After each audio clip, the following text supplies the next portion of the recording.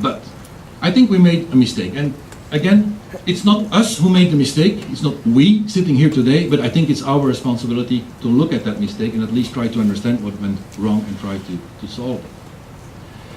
I think one of at the core of the mistake is the fact that because of the success of formal education, we started to shift responsibility to formal education. Say, okay, since this is such a great tool, perhaps it should do this and that and that and that and that. To give you a very specific example, legislation in Flanders is currently looking at whether a driver's license should not be obtained through formal education, part of the school curriculum. Sounds good. I mean, when you isolate it like this, okay, sounds good. Perhaps we will be able to offer better driving instruction than when it happens sort of out in an informal world. But how much can we charge formal education with? How much can we bring to the classroom and just expect teachers and let's say and management of schools and classrooms, etc., to handle? We're overburdening formal education. And as a result of that, actually two things happened. First of all, the image I sort of depicted of shifting responsibilities. The employers tell the university, and the university tells secondary education, and secondary education tells primary education, because, okay, everybody tries to sort of get rid of the problem and say, okay, it's the other part of formal education that's where it went wrong.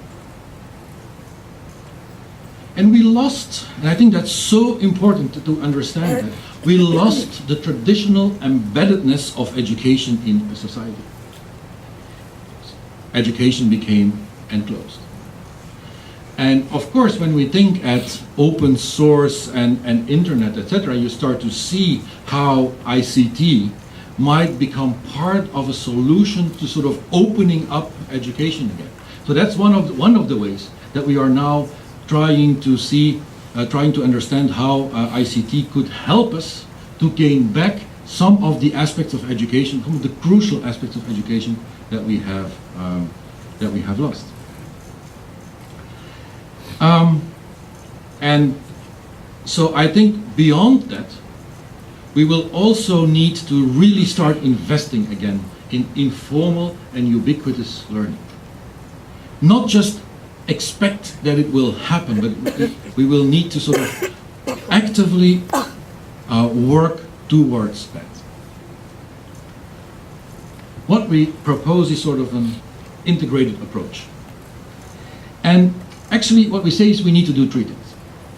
We need to strengthen formal education. And yes, that comes with money, that comes with resources, that comes with teacher training, that comes with training management of schools, that comes with all of that.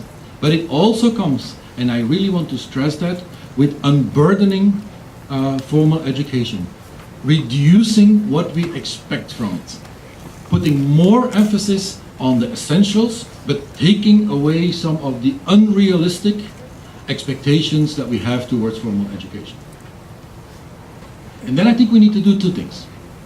First of all, we need to look at formal education from the point of view, from the perspective of all the new options and potentials and possibilities that are created by new ICT. We can push formal education further than today if we allow ICT to play a constructive role in that story. But so the third element that we want to stress in what we see as school of the 21st century is that we need to get back to some of these old elements. We need open learning embedded in society. And I think we need to look for almost physical implementation of that. And in Antwerp we have, I think, a really great example of an open learning center that's outside schools, but it's used by schools, it's used by parents who want to teach their children. It's used by companies in the region. It's used by, well, basically by everyone who is looking for a structured but nevertheless informal setting for learning. but it's also used, for example, to make sure that whenever people get or gain competences through informal learning, that somehow those are sort of recognized and fed back into formal education, and within that center we have a service of people who look at competences of people, assess them, and sort of certify them so that they get a real effect in society, which is very strongly based on being able to prove that you have certain qualifications. But then ICT. The obvious ingredients there are distance learning, self-directed learning, the internet, the availability of open resources, etc. But I think what we need to focus on in that interface between formal and informal learning is a number of things. New roles for teachers. And again, when you add the intergenerational aspect to teachers, to learning, and that really becomes a different context. We need to do capacity building of the learners themselves. I mean, it's nice to think about self-directed learning, but what we do know is that self-directed learning does not really come natural. It does for some people, definitely not for all. So that's something that we need to look in. It's not only how are we going to train our teachers to function in that context, it's also how are we going to teach our learners to function in that kind of a context. A greater role for ICT also means that, that teachers need more competences. And please, not competences that take 2 years to acquire. Because then, again, we're back to where we are now.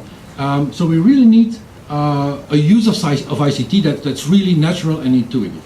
We should not expect all teachers to become professionals in creating digital content. But what we do need are teachers who are able to tweak what is around, to get stuff either from publishers, nicely polished stuff, from a publisher, or from the internet, something that someone put up there. And then I think they should be able to tweak that, to change it a little bit. And that's what we do in this course. We sort of train them to create quick and dirty digital content.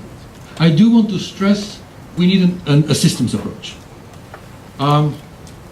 When we look at individual aspects of, and that's what universities tend to do.